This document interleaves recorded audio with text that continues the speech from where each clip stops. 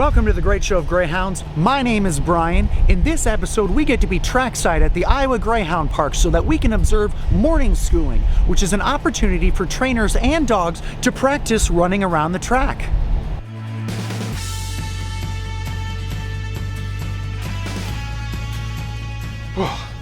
It is cold this early morning in November. The racing season here in Iowa is about to end for the year as winter is coming. In about 2 weeks, the majority of these Greys will be headed south to continue racing in a warmer climate until they can return in the spring. We are all standing around waiting for this tractor to finish grading the racetrack. And I notice that the cold air really doesn't do anything to diminish the competitive spirit of these young dogs. They know what's up, and their trainers can barely contain their excitement.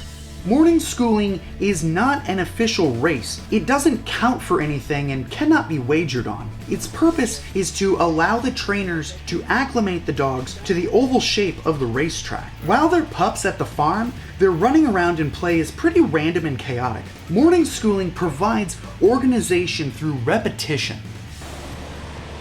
The grading is finished and the track is now ready. These dogs can see the lure being set up and they are so ready to chase it. Morning schooling is fairly informal, so these trainers are doing what is called the hand slip. One hand holds onto the collar to steady the excited dog, with the other supporting the belly, which lifts the back legs off the ground. It's the only way to keep these dogs in place until the trainers are ready to release them.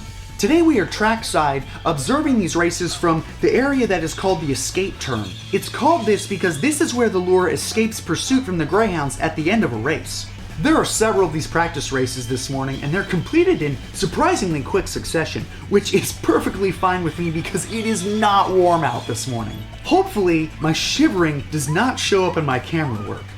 That dog hauler that you see coming in through the paddock gate, that is bringing young greyhounds from the farm. They're fully grown physically, but mentally they're still really young. While at the farm, they run around and they play with their siblings in their turnouts and their runs. Today, the trainers are going to be breaking them in with the starting box. Breaking in means that they learn how to launch from the starting box at speed. Generally, a greyhound can reach full speed of about 45 miles per hour in just a few strides. Using the starting box focuses that ability and prepares one for their athletic career as a racer. The trainers are going to be using this opportunity to observe how each of these dogs runs and performs individually. That way, they're able to determine how to practice with them and coach them in the future. Over that time, if they don't really perceive that racing is really where this dog's heart is at, then that dog will be retired young and become someone's wonderful pet so much earlier.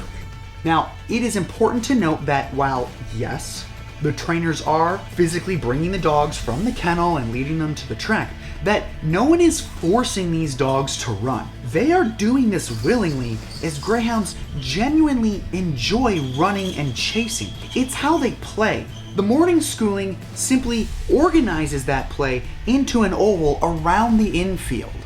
Sometimes these young dogs don't always understand when the race is over and they just keep running.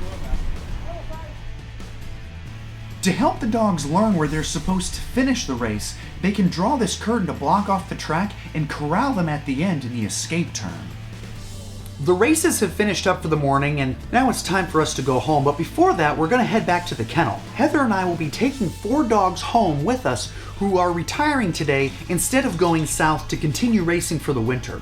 We'll muzzle them and load them into the back of the van. Muzzles are really important for the safety of the dogs. Greyhounds have extremely thin skin, and their normal mouthy play has the potential to tear their flesh, which is why pretty much every greyhound you see has at least one scar somewhere on their body. We have about an hour drive back home, so having all of them muzzled will allow everyone to remain safe in case there's, like a disagreement about personal space. So in the next episode, we will be discussing muzzling in greater detail and what makes it a positive thing rather than a punishment. A link to that episode, as well as the previous, can be found on the right side of the screen. You can check out any other episode at youtube.com/greatshow, and remember to click on that subscription link so you don't miss anything new coming up. You can also follow us on social media at Greyt Show. Thank you for watching. Have a great day.